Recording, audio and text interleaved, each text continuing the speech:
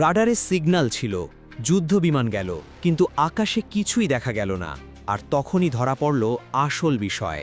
রাশিয়ার একটি সংবেদনশীল সামুদ্রিক অঞ্চলের খুব কাছাকাছি পানির নিচে অবস্থান করছিল একটি অজানা সাবমেরিন। কিন্তু প্রশ্ন হচ্ছে, এটি শুধু সামরিক অনুপ্রবেশ ছিল, নাকি এর পেছনে ছিল আরও বড় গোয়েন্দা খেলা? আর এখান থেকেই শুরু হচ্ছে আসল আলোচনা। প্রথমেই একটি বিষয় পরিষ্কার করা দরকার। এই ঘটনার পূর্ণাঙ্গ সরকারি নথি প্রকাশ্যে নেই। যা জানা যাচ্ছে তা মূলত বিভিন্ন রুশ প্রতিবেদন, সামরিক বিশ্লেষণ এবং পরবর্তী আলোচনার ভিত্তিতে। তাই এই ঘটনাকে নিশ্চিত চূড়ান্ত সত্য হিসেবে না দেখে একটি গুরুত্বপূর্ণ নিরাপত্তা সংকেত হিসেবে বিশ্লেষণ করাই বেশি যুক্তিসঙ্গত। এখন আসি ঘটনার কেন্দ্রে। রুশ সামরিক পর্যবেক্ষণ ব্যবস্থায় একটি অস্বাভাবিক সিগন্যাল ধরা পড়ে। প্রথম নজরে সেটিকে সাধারণ মাছ ধরার ট্রলারের মতো মনে হলেও দ্রুত সন্দেহ শুরু হয়, কারণ সিগন্যালটি নড়ছিল না, দীর্ঘ সময় ধরে একই অবস্থানে ছিল। আর যে কোনো অভিজ্ঞ রাডার অফিসার জানেন, মাছ ধরার নৌকা নির্দিষ্ট জায়গায় এত স্থির থাকে না। তারা গতিপথ বদলায়, জাল ফেলে, আবার সরে যায়। এখানে সেটি হচ্ছিল না। এই পর্যায়ে রাশিয়া একটি ফাইটার জেট পাঠায়, প্রতিবেদন অনুযায়ী MiG-29। কিন্তু পাইলট গিয়ে যা দেখেন সেটা পুরো ঘটনার টার্নিং পয়েন্ট। সমুদ্রপৃষ্ঠে কিছুই নেই, কোনো ট্রলার নেই, কোনো ছোট জাহাজ নেই, এমনকি দৃশ্যমান কোনো সামুদ্রিক প্ল্যাটফর্মও নেই। অথচ রাডারে সিগন্যাল রয়ে গেছে।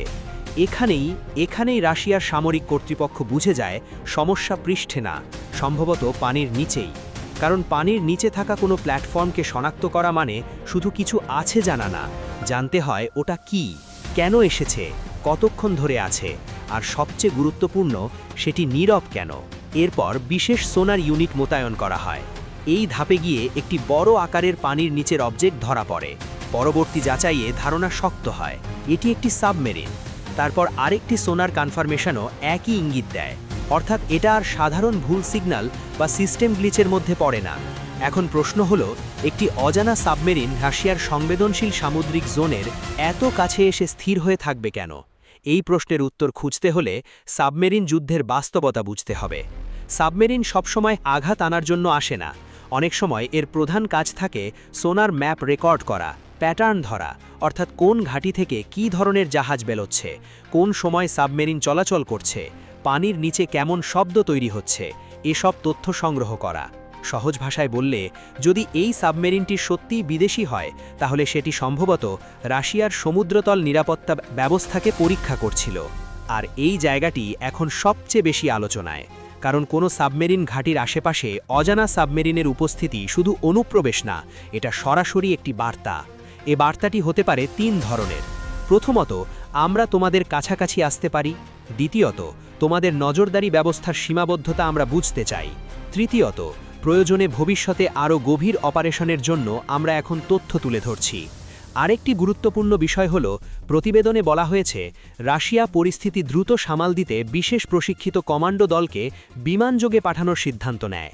এই অংশটি সবচেয়ে অস্বাভাবিক এবং বিশ্লেষণযোগ্য, কারণ সাধারণভাবে সাবমেরিন শনাক্ত হলেও প্রথম প্রতিক্রিয়া হয় অ্যান্টি সাবমেরিন ওয়ারফেয়ার প্ল্যাটফর্ম, যেমন helicopter, maritime patrol aircraft, frigate, sonobuoy network বা নিজস্ব সাবমেরিন।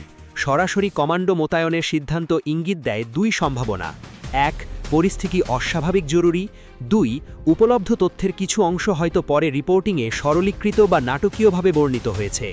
এখানে ঠান্ডা মাথায় একটি বাস্তব প্রশ্ন তুলতেই হয়, একটি ডুবন্ত বা ডুব দিতে প্রস্তুত সাবমেরিনের ওপর প্যারা কমান্ডো পাঠানো কতটা কার্যকর?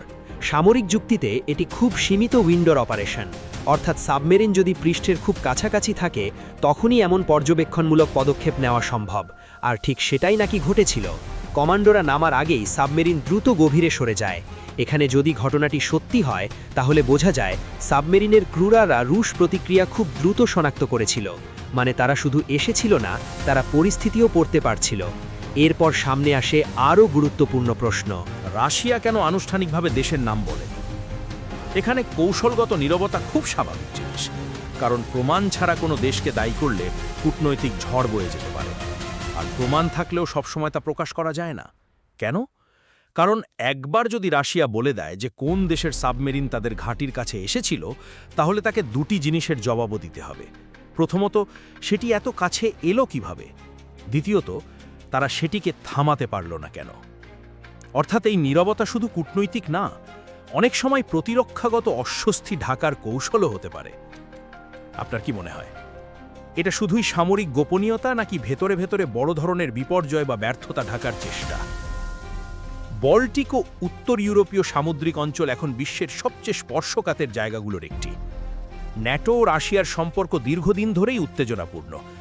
এর সঙ্গে যোগ রয়েছে সমুদ্রতল কেবল, জ্বালানি অবকাঠামো, পাইপলাইন, নৌঘাঁটি এবং সাবমেরিন চলাচলের রুট।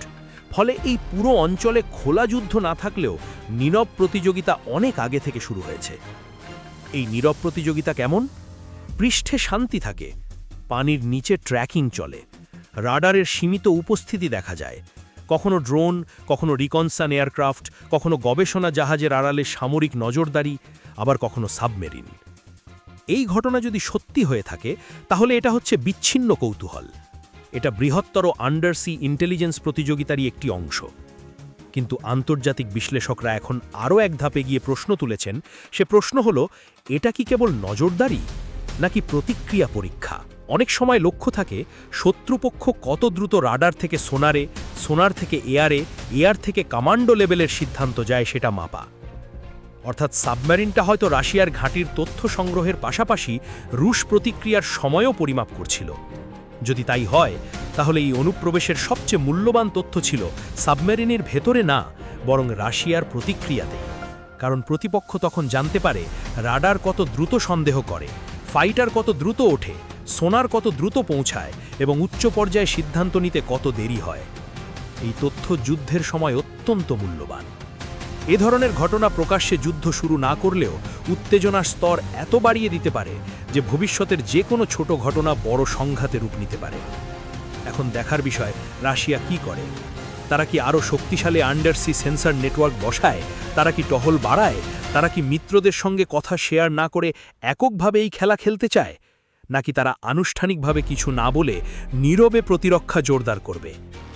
সম্ভবত শেষটাই বেশি বাস্তবসম্মত, কারণ সামরিক জগতে সব তথ্য প্রকাশ করা শক্তির লক্ষণ না। অনেক সময় নীরব প্রতিক্রিয়াই আসল প্রতিক্রিয়া। সব মিলিয়ে এই ঘটনাকে হালকা করে দেখার সুযোগ নেই, কারণ রাডারে ধরা পড়া, আকাশে না দেখা যাওয়া, তারপর সোনারে নিশ্চিত হওয়া, এই ধারাবাহিকতা নিজেই বলে দেয় পানির নিচের প্রতিযোগিতা এখন আরও ঘন হয়েছে। আর যদি সত্যি কোনো বিদেশি সাবমেরিন রাশিয়ার এত কাছাকাছি এসে থাকে, তাহলে শুধু সে এসেছিল কেন না, প্রশ্ন হলো সে কি দেখে গেল।